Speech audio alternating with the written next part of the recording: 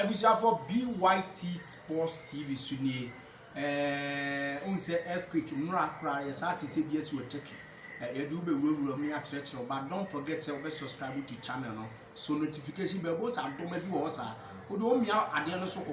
na a castle subscriber. Odo don't send me a bell no so. Na say video be at all. On saswetin ya hwebi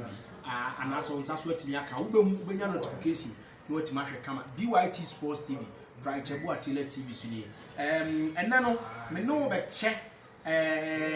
me ye be education kakra e bia earthquake no nti se bia si o man Ghana mu da nya na etia ma amana ne mu abusuafo wa ha obia nim Ghana say the city ama Ghana no first your friend Gokos earthquake esi wa hada ya be brand brebe nipa do say na bia de asisi ebi mu fa mu hwe o nkwa ni nyina no ba ba be tie e wo ahase the first time e bi see no 1636 Ghana earthquake see but that time no onse na yana na mu pa to man keep date no ya wawam adosuko na de chance na ya rewosem asasi sheki kakra e wo man Ghana that time Gokos na nya asem kotwa. The first time was 1862 earthquake e ba Ghana na ekuni pa nyensa enipa 30 ene praye enipa nyensa na earthquake no etimi eku omo na esi e wo Togo Benin e di wuram e wo Ghana tie nie pa e ba Ghana 1862 no esi wo Ghana esi wo Togo eni Benin the same time enti e faahia so sa ene ba na ekuni pa nyensa e wo man Ghana mu na ya rewo sempa. Third one I see as 1906 esi wo ho tienie pa omo voter region ena enei sa ka me any regions beyond regions here as here at after independence enti ho ena enei eno earthquake enso etimi esi wo ho na ya rewo semie pa. The fourth time earthquake esi wo Ghana 22nd June 1939 22nd June 1939 ewo enei biaya ni din enso de enkran nes magnitude ni 6.5 magnitude ni 6.5 ti na ehun ye pa na ehun ye pa ekuni pa 17 ti eniye enipa dunson na 1939 22nd June earthquake asase woso eba Ghana timi eyi omu free atasefo asase so enso de koye 8th January asase woso si Ghana 14 February asase woso si Ghana 6 March asase woso si Ghana ni nyina ye 1997 year experience me ensa back was 8 January the next was 14 February na the last year 6 March ye independence celebration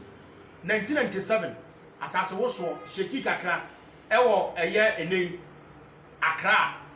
Accra amakumase ne other areas eyen krankwa eno mo experience here May 2003 so kan earthquake by magnitude 3.8 eso so e wo Ghana ha. January 2006 enkran 3.7 enkran ebi sesi earthquake obi aho anka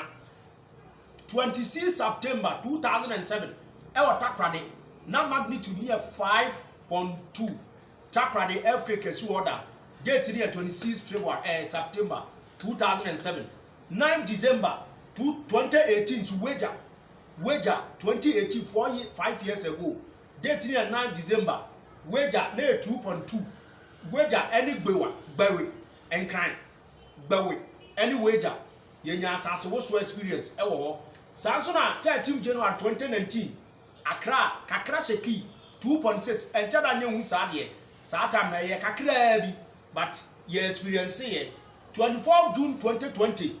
e won kran na 4.0 esisi won kran kro bebre makati yo gene de bawe gene de Kaneshi Tesano Dansoman Dunkana La Paz Achimota Etirebu Batama eba be fa akofobia Weja Madina Legon Nsawom ene ene toto wanyina no ye experience 24 June 2020 last 3 years obi a okai bia no okai se kakra esheki na 4.0 magnitude na ɛwɔ fam kakra 22nd December 12 December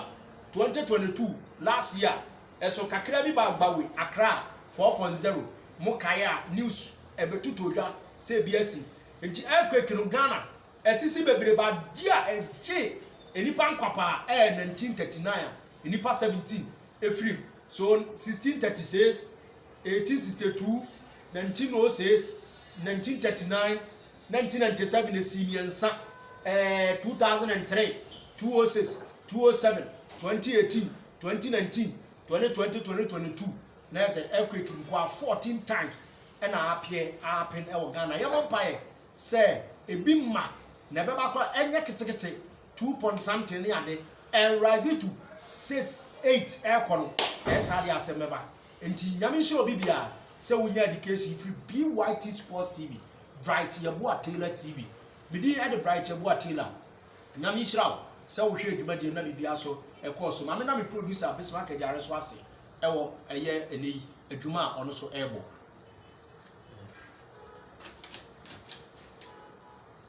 Mr. Yes,